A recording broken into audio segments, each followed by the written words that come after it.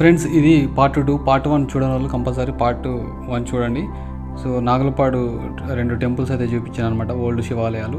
ఇప్పుడు సోమవారం అయితే వెళ్తున్నాం, అక్కడ కూడా శివాలయం, దాని ప్రత్యేకత కూడా మీకు ఏందనేది చూపిస్తా చూడండి. ఇక్కడి నుంచి దారి అనమాట. మేము సూర్యాపేట నుంచి వస్తున్నాం కాబట్టి పైనుంచి వచ్చినాం. ఇక్కడి నుంచి పోతే చిల్లపల్లి తగులుతుంది, ఇంకా మిర్యాలగూడ కూడా అటు నుంచి వెళ్ళొచ్చు అనమాట. సో స్ట్రైట్గా వెళ్ళాలి, ఇట్లా ఒక 1.5 కిలోమీటర్స్ ఏమో ఉంటుంది.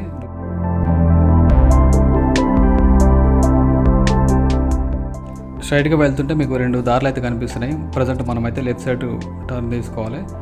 కొంచెం దూరం పోగానే మీకు చూడండి స్ట్రైట్గా కనిపిస్తుంది కదా, అదే సోమప్ప దేవాలయం అనమాట ఇది. సో మనం బైక్ పార్క్ చేసి లోపలికి ఒకసారి అయితే వెళ్దాం. బయటనే కాలు కడుక్కోవడానికి ఇట్లా బోరింగు, అట్లనే బావి, అలాగే ఇక్కడ నల్లాలు కూడా ఉన్నాయి. నల్లాలు అయితే ప్రజెంట్ వర్క్ చేయనట్టుంది. సో బావి కూడా ఓల్డ్ది అనుకుంటా. చూడండి లోతు ఏ విధంగా ఉందో.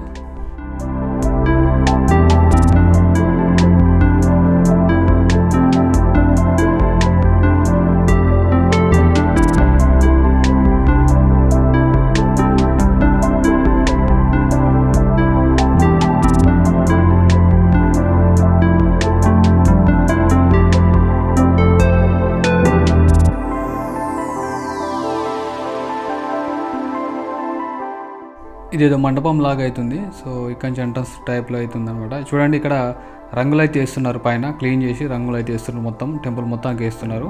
సో మేము వర్క్ జరుగుతున్న టైంలో పోయినాం. జాతర ఉంది, అంటే ఇంకొక 10 days ఏమో ఉన్నట్టుంది మన శివరాత్రి వచ్చేసి.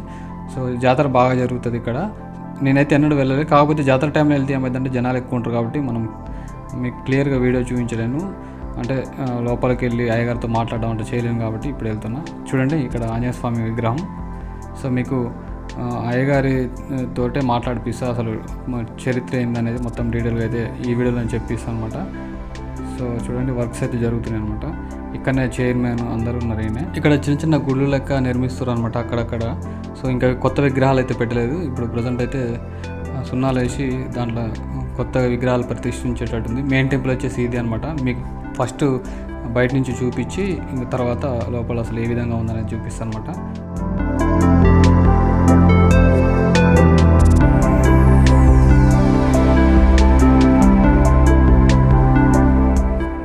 ఇక్కడ ఈ చెట్టుకు ఎదురుగానే నంది విగ్రహం అవుతుంది. చూడండి లోపల ఏదో కూరుకుపోయినట్టు ఈ విధంగా అవుతుంది.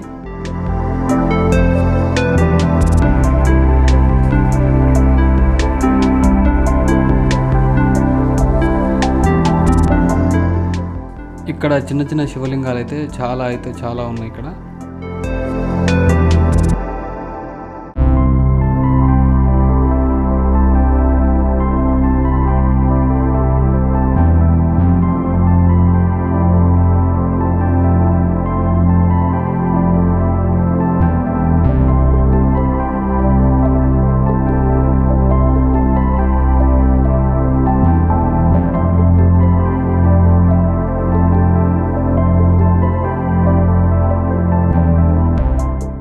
ఇక్కడ చూడండి నాగపాము విగ్రహాలు, నాగదేవత విగ్రహాలు, అట్లనే పుట్ట, ఇవన్నీ ఇక్కడ ఉన్నాయి చూడండి.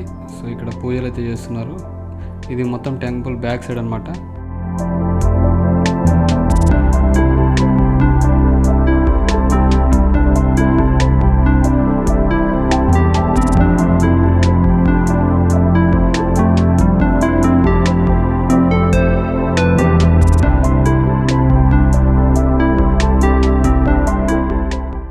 ఇది మండపం లెక్క ఉంది, అంటే దేవుడి కళ్యాణం కోసం అనుకుంటా. ఇక్కడేమో జనాలు కూర్చునేటట్టుంది.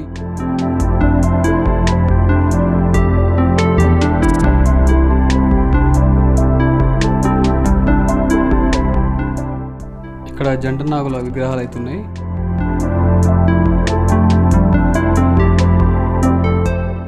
టెంపుల్ బ్యాక్ సైడ్ నుంచి చూస్తే గోపురం అయితే ఈ విధంగా ఉంది.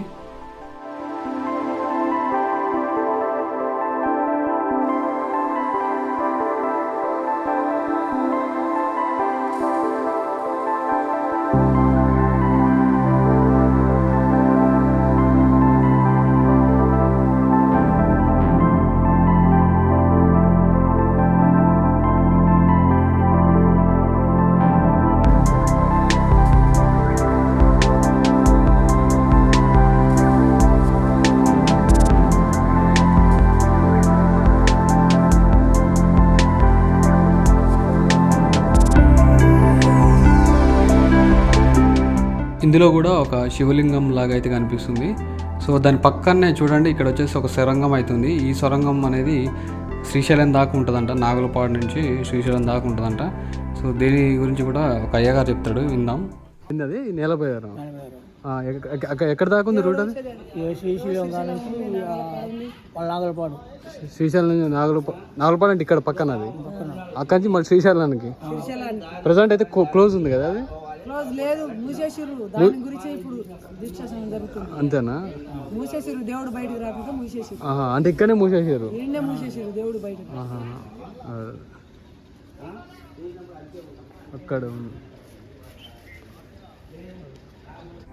అక్కడ నుంచి తర్వాత పోయి చూపిస్తా. ఆమె ఏం చేస్తుందంటే ఆ ద్వారం తెరవాలి అని అయితే ఆమె ఫైట్ చేస్తుంది అనమాట. సో మాకు కూడా అప్పుడే కలిసింది ఆమె.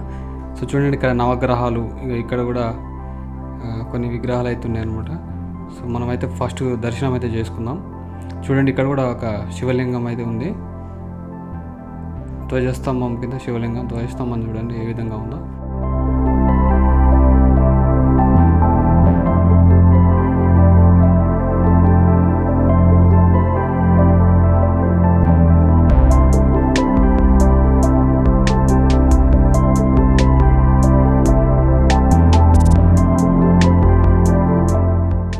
టెంపుల్లోకి ఎంట్రీ కాగానే చూడండి ఇక్కడ స్తంభాలు అవి చూస్తుంటే చూడండి ఎట్లా కనిపిస్తున్నాయి, చాలా పురాతనమైన లెక్క కనిపిస్తున్నాయి కదా. అవును, చాలా పురాతనమైనది టెంపుల్ కూడా. టెంపుల్ యొక్క విశిష్టత కూడా అయ్యగారే చెప్తారు, ఒకసారి మీరు కూడా విందురు.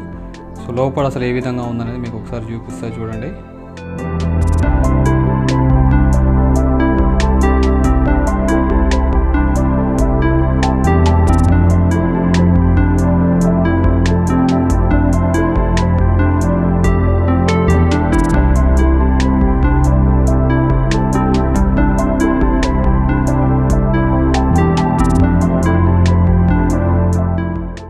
ఆలయం పేరు చూసుకుంటే చూడండి పైన కనిపిస్తుంది భృగుమాలిక సోమేశ్వర స్వామి ఆలయం. సో సోమేశ్వర స్వామి అంటాం మనం, కానీ ఆలయం పేరు అయితే అది. సో లోపలైతే డిజైన్ చూడండి ఏ విధంగా ఉందో.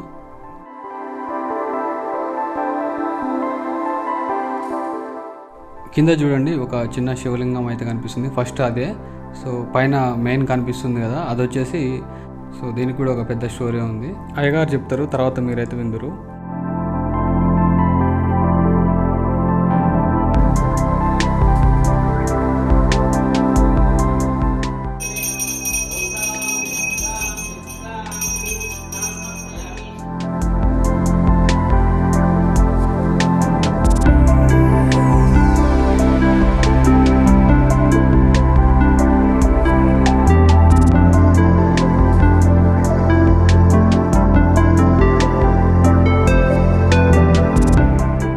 ఇలా స్తంభాల మీద కూడా గొలుసు కట్టు తెలుగు ఏమంటారు ఆ విధంగా అయితే రాసున్నాయి అనమాట మొత్తం.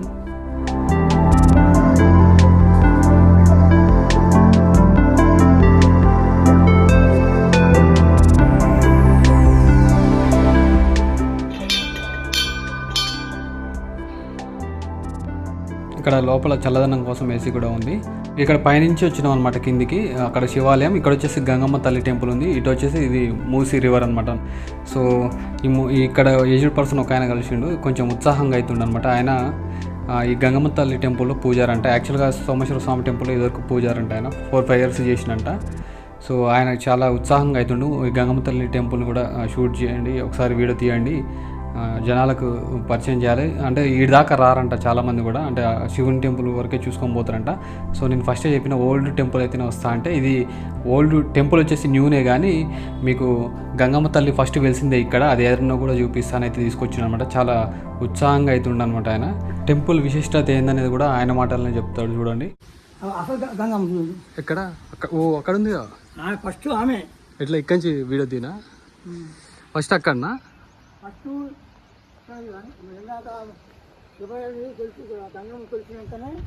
అది ఫస్ట్ దేవుడు స్వయంభూ వెలిసిండా అది, అంతేనా? అదే అక్కడ నిలిచినాకనే గంగమ్మ నిలిచిన తర్వాత 4 చేతులు కాళ్ళు అన్ని ఆమె నిర్మించినాకనే అక్కడ లింగాకారం వేసింది అనమాట. అక్కడ మన ఇది ఇప్పుడు పై ఎత్తులుండే ముసి, ఇప్పుడు లోతోటేది, కానీ గంగమ్మ పై ఎత్తులుండే. ఆయన కుప్పలు ఉంటారు కదా శివయ్య కుప్పలు, అవునవును. అయితే ఆయన అక్కడ గంగమ్మ నిర్మించినాకనే శివలింగాకారం వేసారు అనమాట, లింగాకారం వేసారు. ఫస్ట్ అయితే ఇదే దేవుడు. కొన్ని యుగాలు అన్నమాట. ఇంకా ఎన్ని సంవత్సరాలు ఉంటుంది దాదాపు? ఇప్పుడు ఇక్కడ ఎన్ని యుగాలు పోయింది. పూర్వకాలం నుంచి కార్తీక రాజుల పరిపాలన కానించి అన్నమాట. ఆ గుడి కూడా అంతేనా? అప్పటిదే గుడి అంతే, కాకతీయుల కాంచి అమనిష్టం ఇక్కడ గంగమ్మ నిష్ణుంటేనే ఇక్కడ ఆడగది. అయితే ఆడి జనాలు పోలేక ఈడ మేము నింపించినమాట. అక్కడ కనిపిస్తుంది దేవుడు. ఇది మొత్తం ఇది మూసి చిల్లపల్లి దాకా, వాడపల్లి దాకా ఇదే కదా, వాడపల్లి కలుస్తుంది. ఆడపిల్ల కలుస్తుంది. ఆయన తపన ఏంటంటే ఇట్లాంటి దేవాలయాలు అనేది కనుమరుగైపోతున్నాయి. అంటే చాలామందికి తెలియట్లేదు. అంటే ఎక్కడనో పల్లెటూర్లు కదా, చుట్టుపక్కల వాళ్ళు మాత్రమే తెలిసి ఉంటాయి. ఇంకా దూరపు వాళ్ళకి ఎవరికి మ్యాక్సిమం తెలియకపోవచ్చు. సో ఇట్లా వీడియోస్ తీసి యూట్యూబ్లో పెడితే బయట జనాలు చూసి ఇంకా దేవాలయానికి వచ్చి అభివృద్ధి అవుతుంది దేవాలయం అనే తపనలు అవుతుందన్నమాట. సో నాకు కూడా మంచిగా అనిపించింది ఆయన ఎక్స్ప్లెయిన్ చేయడం. సో ఆయన తపన కూడా మంచిగా అనిపించింది అనమాట.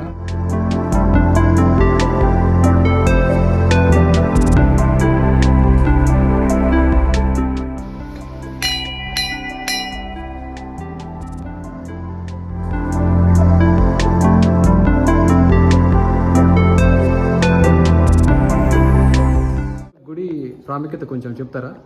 ఇది భృగుమాలిక సోమేశ్వర స్వామి దేవాలయం.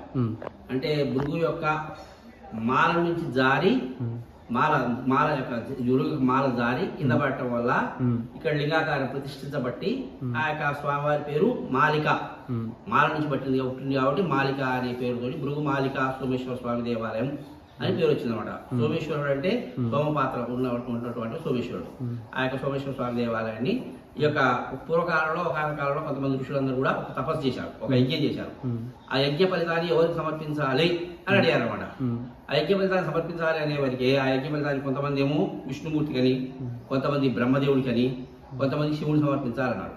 అట్లా కాదు, బ్రహ్మ విష్ణు మహేశ్వరుల ముగ్గురు కూడా పరీక్ష చేద్దాం.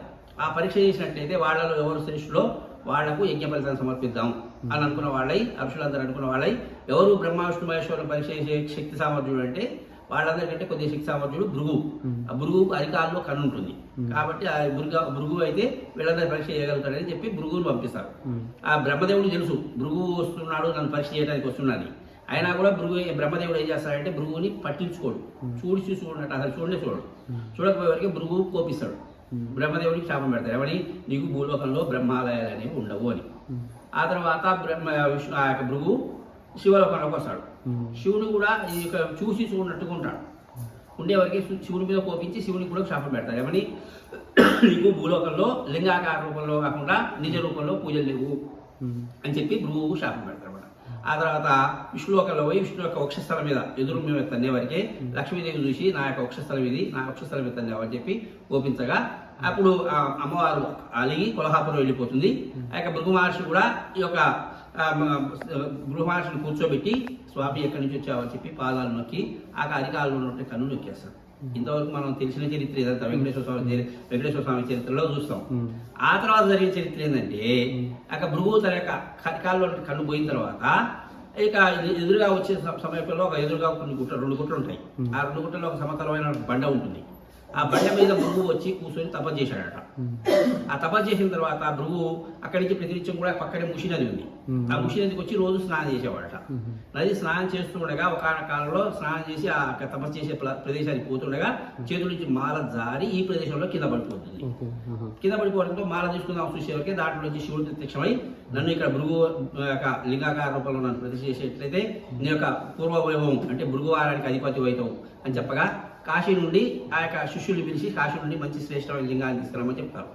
అప్పుడు ఆ యొక్క శిష్యులు కాశీకి వెళ్ళి లింగాకారం తీసుకురావడానికి పోయేవరకే సమయానికి ముహూర్త సమయానికి లింగాకారం రాదు. రాకపోయేవరకు భృగు చాలా బాధపడ్డవాడై ఆ యొక్క మట్టి పిండితోటి ఒక లింగాన్ని తయారు చేస్తాడు. పిండితో లింగాన్ని తయారు చేసిన వాడై ఎక్కువ ప్రతిష్ఠ చేస్తాడు. ఆ తర్వాత కాశీ నుంచి వచ్చి లింగ భాగాన్ని ముందు భాగంలో ప్రతిష్ఠ చేస్తాడు.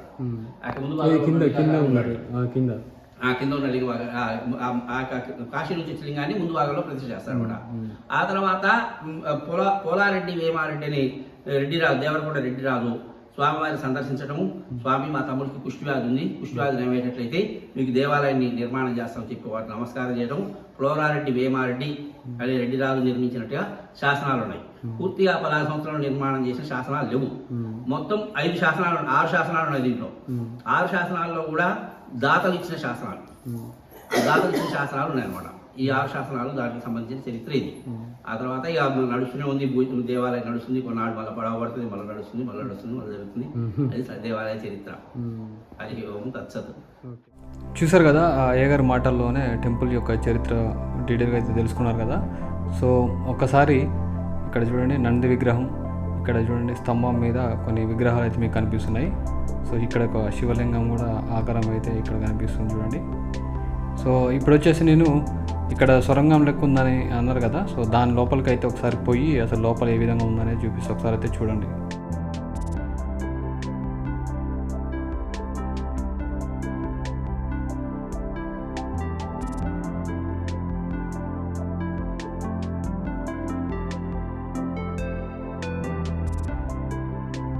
ఈ సొరంగం అయితే చాలా లోపలికి అయితే ఏం లేదు, ఒక 10 to 20 feet దూరం అయితే ఉన్నది అంతే. సో ఇక్కడ నుంచి బయటికి కనిపిస్తుంది చూడండి. సో లోపల వచ్చేసి మొత్తం సిమెంట్ తోటి క్లోజ్ చేసినట్టు అయితే అనిపిస్తుంది అనమాట. అది నిజంగా సొరంగం అంత దూరం ఉందో లేదో తెలియదు, కానీ ఇక్కడైతే క్లోజ్ చేసిన ఆనవాళ్ళు అయితే కనిపిస్తున్నాయి. ఇక్కడ ఒక విగ్రహం కూడా కనిపిస్తుంది చూడండి. సో నేనైతే చాలా లోపలికి ఉంటుందేమో అని ఎక్స్పెక్ట్ చేసిన, కొంచెం లోపలికి వస్తున్నప్పుడు కూడా భయం అనిపించింది, కానీ కొంచెం దూరం ఉందన్నమాట. ఇంకా వంకుంటా నిమ్మలంగా దాకా వచ్చిన చూడండి ఆనవాళ్ళు అయితే కనిపిస్తున్నాయి సిమెంట్తో క్లోజ్ చేసినట్టు. ఒకవేళ అవి అంటే క్రాక్స్ వస్తుంటాయి కదా, గ్యాప్కి మధ్య సిమెంట్ తోటి ఇట్లా గట్ట విడిపోకుండా చేసినట్టు ఈ విధంగా అయితే సిమెంట్ అయితే పూసారు అనమాట. ఇట్లాంటి ఆలయాలు అయితే కంపల్సరీ దర్శించడానికి అయితే ట్రై చేయండి, ఓకేనా.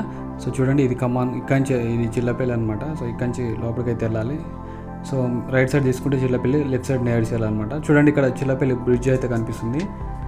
సో ఇక్కడ ఒక చిన్న గుడి అయితే కనిపిస్తుంది, ఇక్కడ శంకుస్థాపన చేసింది అనుకుంటుంది. సో గంగమ్మ తల్లి అంటారు, పూజలు కూడా చేస్తుంటారు అనమాట. చూడండి వాటర్ అయితే ప్రజెంట్ తక్కువ ఉన్నాయి అనమాట. ఇది కూడా పాత బ్రిడ్జ్ వాళ్ళ కాలం నాటి బ్రిడ్జ్ అనమాట. దీన్ని కూలగొడదామని ట్రై చేసారు, కానీ ఇంకా జనాల నుంచి వ్యతిరేకత వచ్చేసరికి అట్లా ఉంచారు. సో ఇక్కడైతే అప్పుడప్పుడు ఒక్కొక్క 9 సంవత్సరాలకు ఒకసారి 10 సంవత్సరాలకు ఒకసారి ఫుల్ వాటర్ వస్తాయి. చిన్న బ్రిడ్జ్ ఉంది కదా, దానిపై నుంచి కూడా వాటర్ పోతాయి అనమాట. సో ఇక్కడైతే వాతావరణం అయితే చాలా సూపర్గా ఉంటుంది. సో బండ్లు ఆపి పక్కన ఫొటోస్ అవి కూడా దిగుతుంటారు. మేమంటే లోకల్ వాళ్ళం కాబట్టి మేము అంత పట్టించుకోం, కానీ సో మీకు ఒకసారి చూపిద్దామన్నట్టు చూపిస్తున్నామంట.